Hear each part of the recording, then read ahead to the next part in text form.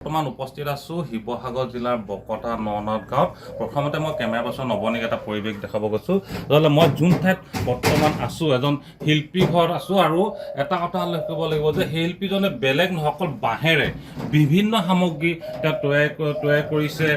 জাপি, খালৈ, ডলা, চালনী, নাঙল, যুঁৱলি আদি কৰি বিভিন্ন সামগ্ৰী আচলতে তেওঁ কেৱল বাঁহেৰে নিৰ্মাণ কৰিছে। আৰু এটা উল্লেখ আমি কৰিব লাগিব যে বাঁহেৰে তেওঁ বিভিন্ন গ্ৰন্থ তেওঁ বাঁহত তেওঁ লিখি উলিয়াইছে। আপুনি কিমানবিধ এই বাঁহেৰে এতিয়ালৈকে বাঁহত বহুত বস্তু বনোৱা হ'ল।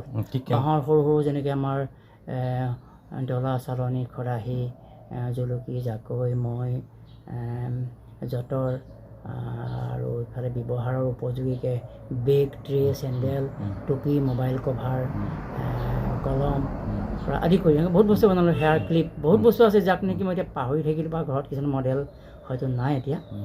তাৰ পাছলৈ মই চকী, মেজ, চোফা, ডাইনিং, ডিভান, সাধাৰণ বিচনাৰ পৰা আদি কৰি টুপিৰ পৰা এনেকৈ বহুত বস্তু আৰু সেইখিনি বনালোঁ।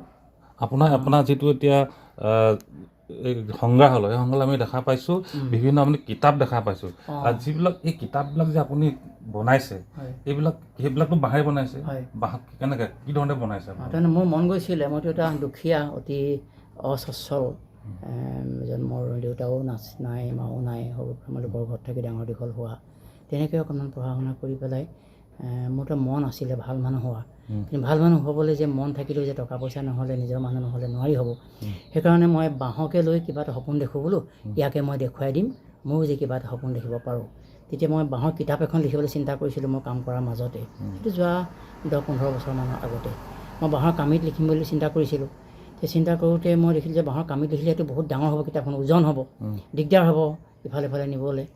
তেতিয়া মই যে কেনেকৈ কৰিম, সেইবোৰ চিন্তা কৰি থাকোঁতে মই এবছৰমান গ'ল প্ৰথম গৱেষণা কৰি, মানে এটা এক্সপেৰিমেণ্ট কৰি থাকোঁতে।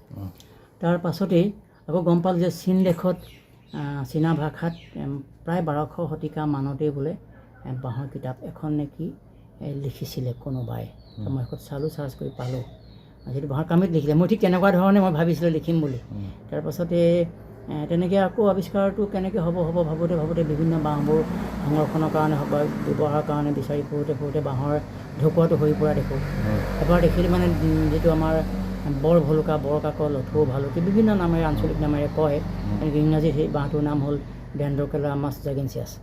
ডাঙৰ বাঁহ, জাতি বা ভলুকা এইবিলাক বাঁহেৰে এই কিতাপৰ কামটো সেইটোৰ পৰা হৈছে, ডাঙৰ বাঁহটোৰ পৰা, যিটো পৃথিৱীৰ আটাইতকৈ ডাঙৰ বাঁহ, যিটো ডেনড্ৰকেলামাছ জাগেঞ্চিয়াছ, বৰ ভলুকা, বৰ কাকল। সেই বাঁহটোৰ বাকলিটো মানে পৰি থকা দেখিলোঁ। তেতিয়া জানুৱাৰীমান হ'ব, জানুৱাৰী-ফেব্ৰুৱাৰী। তেতিয়া দেখিলোঁ যে সেইটো ডিচেম্বৰ জানুৱাৰীতহে দেখিলোঁ যে কিছুমান বাকলি মেল খাই আছে, কিছুমান থোপ খাই আছে, ঘূৰণীয়া হৈ আছে। বাঁহৰ গাঁঠিত লাগি থকা যিটো বাকলি শুকালে সৰি পৰে। এইটোক মানে ৰ'দৰ যিটো উত্তাপ, সেই উত্তাপটোৰ ওপৰত নিৰ্ভৰ কৰি পেলাই কোনোবা খোল খাইছে, কোনোবা মেল খাই আছে, কিছুমান পেজ এটাৰ দৰে হৈ আছে। সেইটো আনি চালোঁ যে দৰবত দিলোঁ, পচি গ'ল, কোমল হৈ গ'ল। তেতিয়া দেখিলোঁ পানীত তিয়ালে নহ'ব। আকৌ তেনেকুৱাকৈ কৰি মেলি আঠা-চাঠা দি মেলি দুটা পেজ এনেকৈ লগালোঁ। এইবিলাক এইবিলাক অৱনীয়ে দেখুৱাই চাওক, এই ধৰণৰ আচলতে এইজনে হ'ল মোহন শইকীয়া। এইটো এটা সৰু পেজ, ডাঙৰ পেজো আছে বিভিন্ন। গতিকে এই পেজটো যে দেখিছে, এইটো হ'ল বাঁহৰ সেই ভিতৰখন মিহি অংশটো। এইখন এখন ধৰক, এতিয়া এইখন হ'ল বৰগীত, ইয়াত লিখা আছে এনেকুৱা ধৰণৰ। এইটো মানে আমি বৰগীত আছে। এইফালে হ'ল বাঁহৰ ঢকুৱাটো, মিহি অংশটো, এইফালে মিহি অংশ দুটা, তাৰ ছাইড আমি বিপৰীত দিশত দি পেলাই আঠা দি লগাই দিলোঁ। এইবিলাক এটা বিট দি পেলাই বাইণ্ডিং কৰিলোঁ এখন ডাঙৰ বৰগীত লিখিবৰ কাৰণে। পেজটো ডাঙৰ কৰিলোঁ, আৰু বৰগীতটো এটা অসমৰ বিখ্যাত এটা মানে শংকৰদেৱৰ সৃষ্টি, তাকো ডাঙৰ শংকৰদেৱ মাধৱদেৱ চবৰে লিখা আছে। তেতিয়া এইটো কৰিলোঁ। এইটো কৰাৰ পাছত লিখাৰ চিন্তা আহিলে, এতিয়া কেনেকৈ লিখিম। তেতিয়া মাৰ্কাৰ পাৰ্মানেণ্ট কলম বিচাৰিলে। এইবোৰ কৰি থাকোঁতে মোৰ লিখি মেলি গোটেই কমপ্লিট কামটো শেষ কৰালৈকে এইটো মোৰ প্ৰায় 6 বছৰ লাগিলে। আৰু 6 বছৰৰ পাছত মোৰ প্ৰায় 200খন কিতাপ হৈ গৈছে। লিখিবলৈ আছে, লিখা হোৱা নাই আৰু অলপ লিখিবলৈ আছে। আৰু বাকী কিতাপ মই বিভিন্ন ঠাইলৈ যাওঁতে প্ৰদৰ্শনীলৈ যাওঁতে বিক্ৰী হ'ল কিছুমান কিতাপ। পইচাও মোৰ দৰকাৰ হয়, বিক্ৰী দিলোঁ। মই প্ৰায় 50-60খন কিতাপ বিক্ৰী কৰা হ'ল।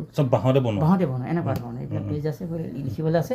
এই ধৰণৰ পেজ কৰিছিলোঁ। এইটো পেজটো মই জনাত পৃথিৱীত প্ৰথমবাৰ মই কৰিছিলোঁ এই ধৰণৰ। আৰু এইটো কিতাপখন তেতিয়া মই 10খন কিতাপ উন্মোচন কৰিবলৈ তেতিয়াৰ আমাৰ নগেন শইকীয়া ছাৰ সাহিত্য সভাৰ সভাপতি নাইতে দিয়া তেখেত আহিছিলে আৰু এই ধৰণে বিভিন্ন বৰেণ্য ব্যক্তিসকল আহিছে উদ্ধৱ বৰ্ণালী আহিছে আমাৰ জাহ্নু বৰুৱাদেৱ আহিছে চাবলৈ আহিছে উদ্ধৱ বৰ্ণালীদেৱে আমি মিটিং এখনত আহিছে এই ধৰণে কাম কৰি মই কিতাপটো তেনেকৈ মন গ'ল লিখিবলৈ আৰু লিখাৰ পাছত 10খন কি আৰু মই 100খন লিখাৰ সংকল্প লৈছিলোঁ এতিয়া বৰ্তমান কিমানখন লিখিম এতিয়া মোৰ প্ৰায় 100 ওপৰত লিখা আছে এতিয়া বাকীখিনি আৰু 100 মান হ'ব লিখিবলৈ আছে সেইখিনি লিখিম আৰু সোনকালে প্ৰায় পাণ্ডুলিপি হৈ আছে এতিয়া সময়টো লিখিব লাগে